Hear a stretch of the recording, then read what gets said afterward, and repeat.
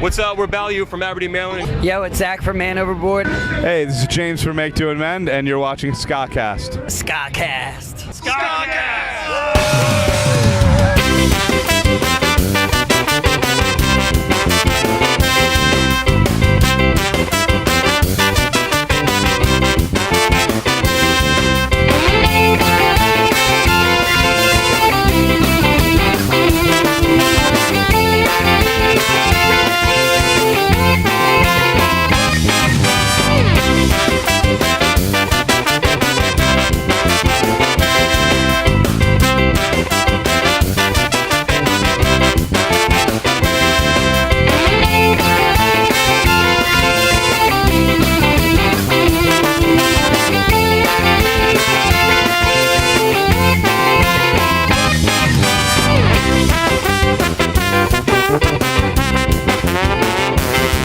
What's up, guys? I am Fry. Welcome to the first episode of Season 2 of Ska Cast, and today we're going to start off with a local Oklahoma band interview, Sunny Side Up.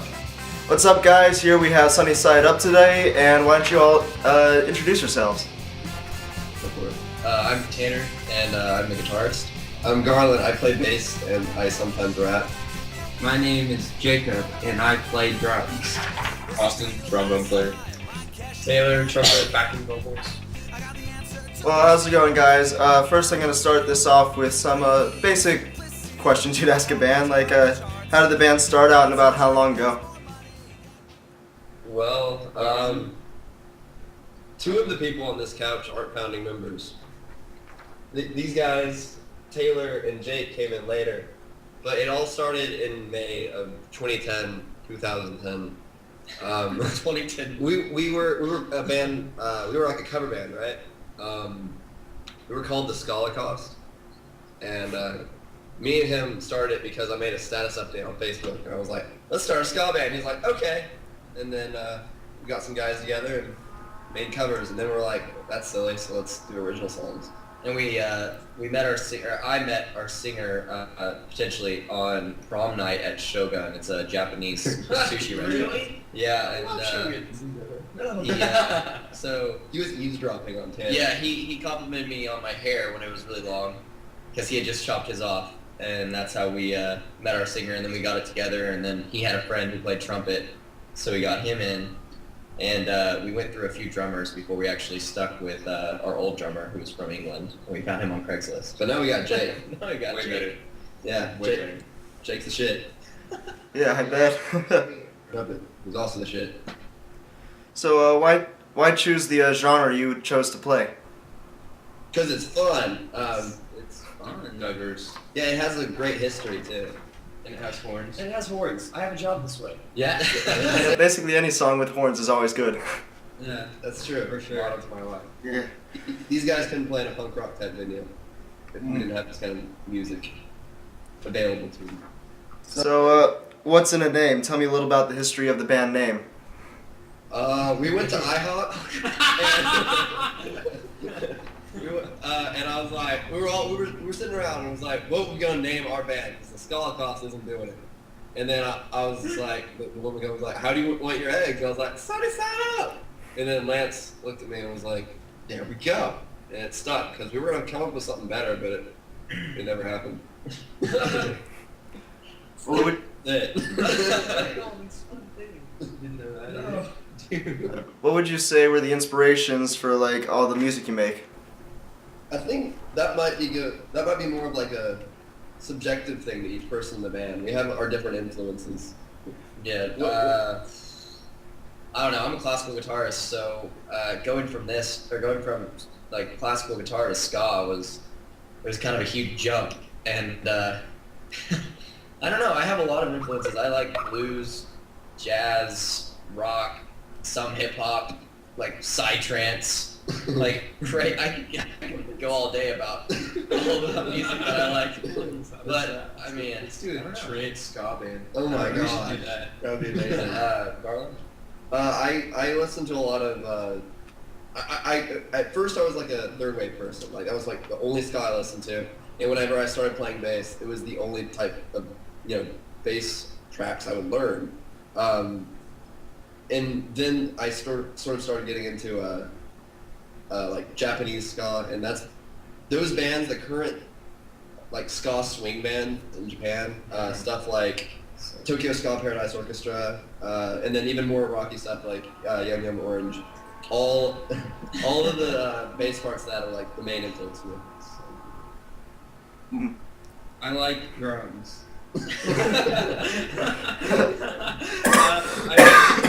I love two-tone, I love reggae and dub, that old, 50s, 60s Jamaican ska, just that was, and honestly, I wasn't always in the band, so I didn't even know what ska was until I actually saw Sunny Side Up at one of the local punk venues, and we actually were playing together because I was in a different band, and then I just started doing my own research, so I listened to a lot of that for influence. I'd have to say I'm huge on swing and jazz, and I'm getting into like funk, like horns. If it has horns, it's good, like straight up. Agreed. 100%. It's good, and that's what I listen to. So. I mean, I almost quit the trumpet until I got my first ska album, and it kept me going. And lead trumpet, jazz stuff's a lot of what I do. I like high notes. I listen to just about anything. I mean, I grew up a metalhead, and somehow landed here, and any chance I get to play the horn is a good chance to me. So that's why I'm in this. So, what are each of your favorite bands? Are we talking about all around or just Like each person favorite ska bands, favorite bands all around. right? Schwangel. They're not a band. They're two people. Hey, people can be a band. Okay. Well, no, I'm saying, but they're a group. Yeah, like you said, Spangle is a huge influence for what I do, even though there's not much of that in this. I don't know, I guess if I could say, It's not. What's your favorite ska band? Ska band and other band. Let's do that. Ska band or whatever. I like early Real Big Fish. That's fair. and the Boss Tones, obviously. But then, yeah, I don't know. I like a lot of stuff. It's hard to narrow it down to my favorite. Speaking of like the genre of ska, I don't know. Like I said, I really like Japanese ska. That's my main influence. So the bands I mentioned earlier, like adding to that, or ska band. They're like Japanese ska robots. I know They're it's so good. incredible. This is really good. J ska is my favorite ska. As far as like general bands go, like some of my favorite groups are Sleigh Bells. I've been listening to a lot of LCD Sound System, Dan Deacon, and then going back a little bit further. I guess this is like a cliche answer, but Neutral Milk Hotel is one of my favorite groups, which you guys should listen to because I love it. My favorite ska band is The Specials. Ooh. And my favorite personal band to just get wild to would have to be Hella, the math rock band. They sound like a hella band. Dude, check them out, man. Their drummer is insane. Zach Hill is my largest influence.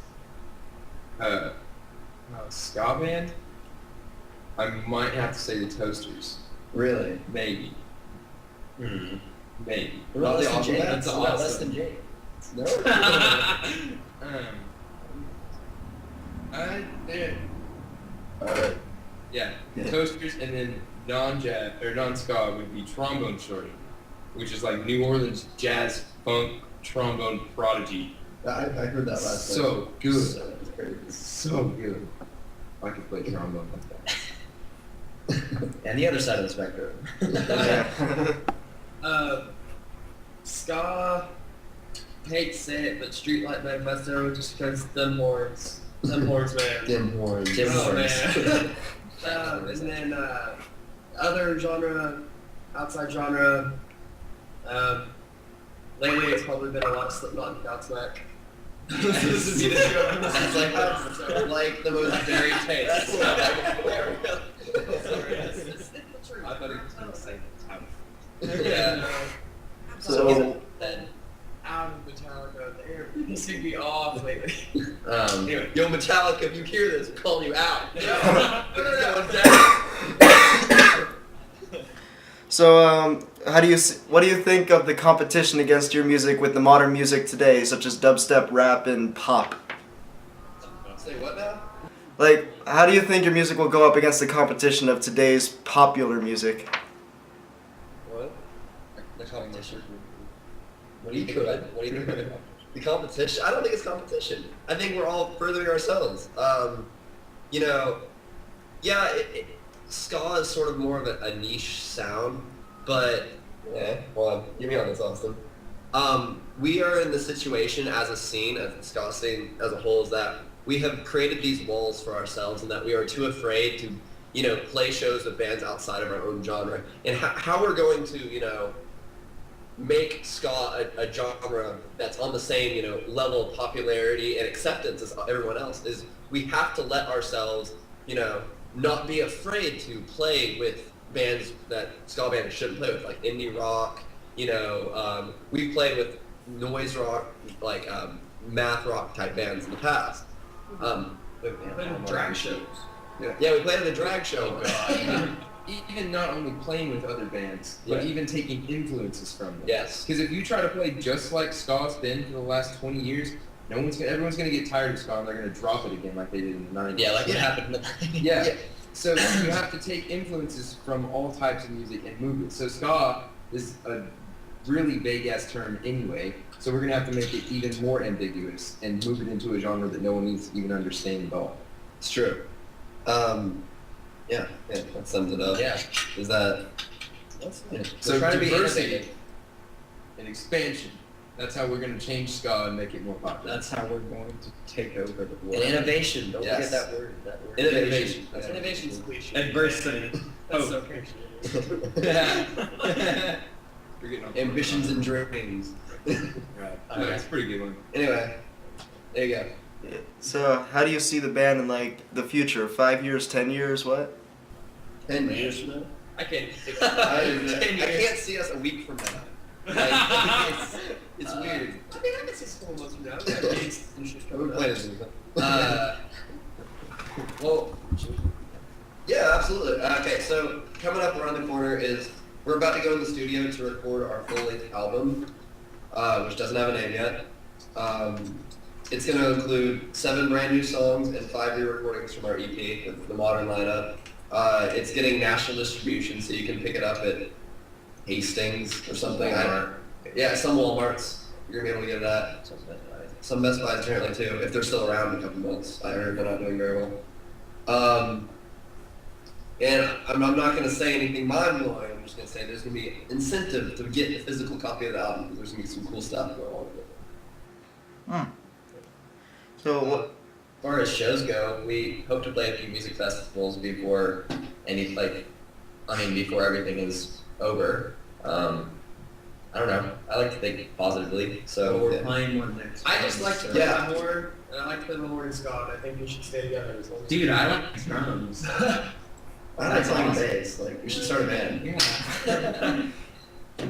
But we actually are playing a music festival in southeastern Oklahoma later in October. It's gonna be like, I don't know, it's kind of like a folk festival. It's got walks of all kinds of life. Alternative Yeah. blues, all kinds of stuff. They're trying to like make the next Lollapalooza. This is like the first like seeds planting to create one of those huge underground, music festivals. So this would be like the first year of it. So I think we're trying to get stuff. I'm not saying anything. I'm just saying you might see us at a certain Austin music festival. Maybe. I'm working on it. Anyway, yeah.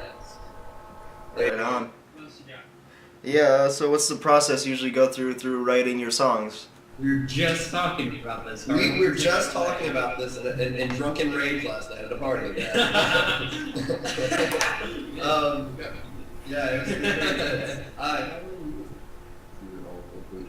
Right now, as we are right now, everyone is coming with ideas and, like you said earlier, It's changed from just being like an instrumental sort of writing. Like someone will come in with like a cool horn line or a cool little guitar lick and be like, hey, we should write a song around this. Like apparently it used to be a lot more focused on who had a lasting part that everyone could write on top of, but now it's become more of a conceptual kind of writing. Yeah.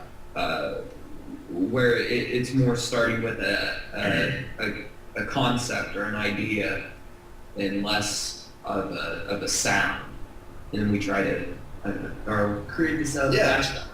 Yeah, like recently, it involves everyone more. Instead of it, we having like a chord progression or something, we came in, and I think it was just like there was like this idea of let's create a punk song, and then I sort of like threw my my 2 cents, if you will. I was like, well, hey, let's add some more like 80s melodic rock type feel to it, and one of the transitions we do during the verse. And then so that added that influence, and then I wrote a solo.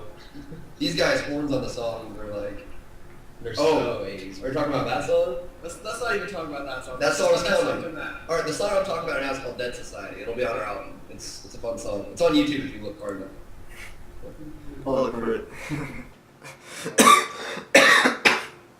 So, was it ever hard finding the people for your band at all? You have no fucking idea. Yeah. These guys were the hardest people to find in the world. Like, horn players are rare, especially at our age. It's difficult. Horn players are like ska. Finding any member of this band who's like mentally in the right place to play this type of music is difficult. Like, We were easy recruiting me, I would say. it was easy recruiting you because we knew you for like a year before. Yeah. We were pretty much everyone was a by chance encounter. Yeah. I knew somebody who knew somebody who knew Tanner. He messaged me on Facebook. I showed up here not knowing anyone one day. Yeah. We lost a trumpet player a year ago, and I talked to my ex-trombone player who played a show with this guy. He happened to like ska. Next time, we have the best trumpet player ever. So like everyone was in Lance. You ran into him at prom. He complimented you on your hair. Now we have a fantastic lead singer. Crap that should not have happened. Had none of those things happened, like we wouldn't have the lineup that we do, and I doubt we have people that would make this band who it is. And we keep talking about, Garland keeps using the term dream lineup right now. We don't want this lineup to change. Like, it's so perfect. We all mesh perfectly. We all have our own creativity in each of the songs. Like, it's beautiful. It's a beautiful thing. This is the best time for Sunday Side Up, I believe. Especially this last month. We played so many shows. We played with the Toasters, Proto Men. We played with Less Than Jake. We played with so many people. Last night we played the Bishop. Shout out to the Bishop. They were cool. They're dudes. Yeah, we played so many shows and with so many different types of bands recently that this is the golden era of Sunny Side Up, and it's gonna keep getting better, especially with that album thing. It's coming out. It's pretty cool. Anyway, yeah. How do you see the ska genre in the future evolving or becoming a lot more popular? I think we are in a situation now that, we had our third wave of ska in the 90s, and there was that brief stint in the popular music. And like anything that has that, 15 minutes of fame, it becomes incredibly lame right after. And enough time has passed now that to some people who are willing to be open to the idea, ska is socially acceptable again. Because it wasn't at a time. It absolutely wasn't. And we're getting to the point where it is again. So for more traditional types of ska bands, be it, traditional in the two-tone sense, the older sense, or the third wave sense, we can start playing again, and it's almost a novelty to have these types of bands. But as the future goes, there's going to be a ska band out there who's going to do something brand new, and then there's going to be a million clone bands of it. Every band ever in any genre that's done something new and been successful at it has spawned a scene that's trying to emulate that big artist. What's up, Little Big Fish? They didn't start it, but they were the ones they were the band that they were the band that was being pushed of that format of ska. They weren't like No Doubt or something like that. that. Like, you know, the cheesy ska rock with horns kind of thing. That was their deal. And a million bands have tried to be like them. Now we need to have a band that isn't trying to be like them. They want to be themselves. What up? I agree with that. Some band out there is going to innovate, and then what it means to be ska will change forever. Hopefully, yes. I'd like to fit it. Yeah. And, you know, also another thing is we need, as a genre, to grow up a little bit lyrically. You know, songs about skanking in the pit are kind of insane, you know? It's all good and fun, but at the end of the day, people are only going to take you as seriously as you take yourself. So, I don't know. What's up, ska fans? I'm ranting at you. I blame all of you. You did this. Anyway. Well, on that note, I think we can end the interview right here. So thank you guys so much for doing this. Can we give shout-outs? Sure, go ahead. Okay. Name good bands we're playing with. Classic San Diego. Classic San Diego, the last slides. Like we said, the Bishops. Yes. Sons of Beatrice. Sons of Beatrice. Dear People. Dear People. Who else? The Toasters. The Toasts. they don't do shit. Yes. That's my point. Yeah. We're gonna take that. You still got the toaster Yeah, brand? Toast Leroy. Spike them, Paris O'Brien, what's up? That's Cosmos Danza. Teen Rangers. Yeah, Teen Rangers is a great band. I really like their drummer. Yeah. All right, I man. really like Dick Wolf. They're my new favorite band right now. Ska Cast. Woo! Oh baby, life can be so cruel. The American dream is just a lie and your society's tool. Bands aren't born, they're made by rich corporate hands. If you can sell a song, you can make a brand. That's the corporate plan.